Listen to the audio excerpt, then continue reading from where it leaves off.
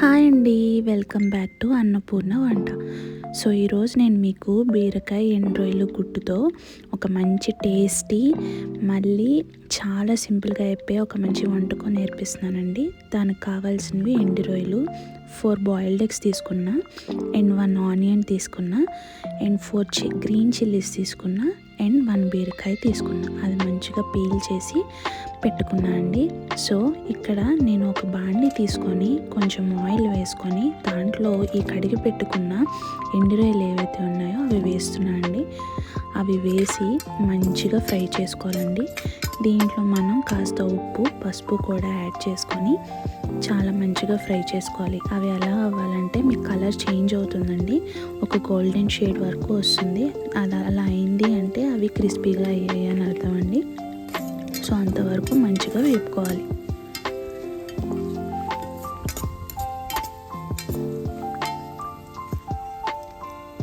చూసారు కదండి, ఈ విధంగా మంచిగా వేగితే సరిపోతుందండి.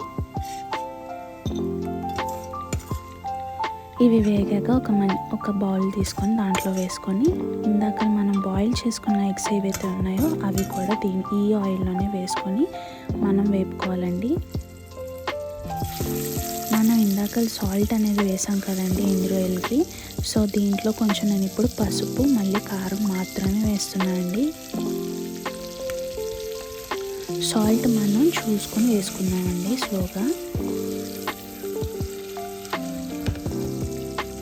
జాగ్రత్తగా ఈ గుడ్లు కూడా మంచిగా ఫ్రై చేసి ఇది కూడా అదే గిన్నెలో వేసేసుకోండి. ఇవైతే ప్రస్తుతానికి అవసరం లేదు, లాస్ట్లో వేసుకోవాలి.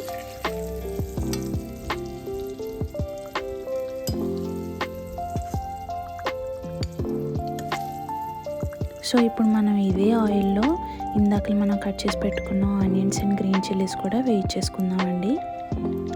ఇదే ఆయిల్ అని ఎందుకు అంటున్నానంటే ఈ ఆయిలే అండి మంచి మెయిన్ ఇంగ్రీడియంట్ దీంట్లో. ఎందుకంటే ఈ ఆయిల్లోనే మనం ఎండు రొయ్యలు మళ్ళీ నేను వచ్చి ఏదైతే గుడ్లు మనం ఇప్పుడు వేయించుకున్నామో అదే ఆయిల్లో వేయించుకున్నాం కదండి. సో ఫ్లేవర్ కానీ టేస్ట్ కానీ మొత్తం ఆ ఆయిల్లోనే ఉంటుందండి. ఇలా మంచిగా వేయించుకున్నాక ఆనియన్స్ని ఇప్పుడు మనం ఇందాకలా మంచిగా పీల్ చేసి పెట్టుకున్న బీరకాయ ఏదైతే ఉందో అది దీంట్లో వేసేస్తున్నా అండి. ఇది కూడా వేసాక మంచిగా మిక్స్ చేసి మనం మూత పెట్టేసుకుందామండి.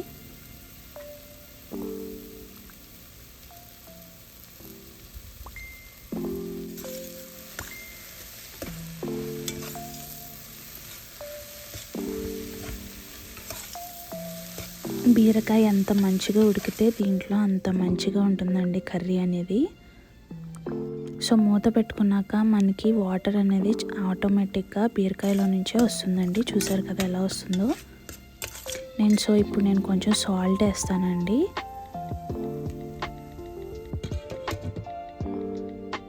సాల్ట్ వేసాక మళ్ళీ మూత పెట్టి ఒక 7 to 8 minutes వరకు వదిలేసేయండి.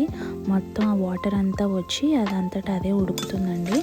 ఎప్పుడైతే ఆయిల్ ఇలా పైకి తేలుతుందో అప్పుడు మీరు కొంచెం కారం వేసుకోండి.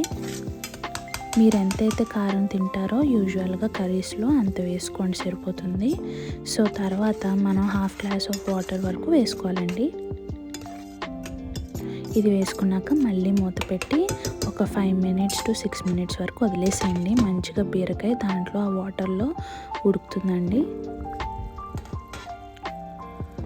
చూసారు కదండి ఎంత మంచిగా ఉడుకుతుందో. సో ఇప్పుడు మనం ఇందాక వేయించి పెట్టుకున్న ఈ గుడ్లు, ఎండు రొయ్యలు ఏవైతే ఉన్నాయో ఆ 2 కూడా దీంట్లో వేసేసి చాలా స్లోగా మంచిగా కలుపుకోవాలండి. ఎందుకంటే గుడ్లు అనేవి విడిలిపోతాయి.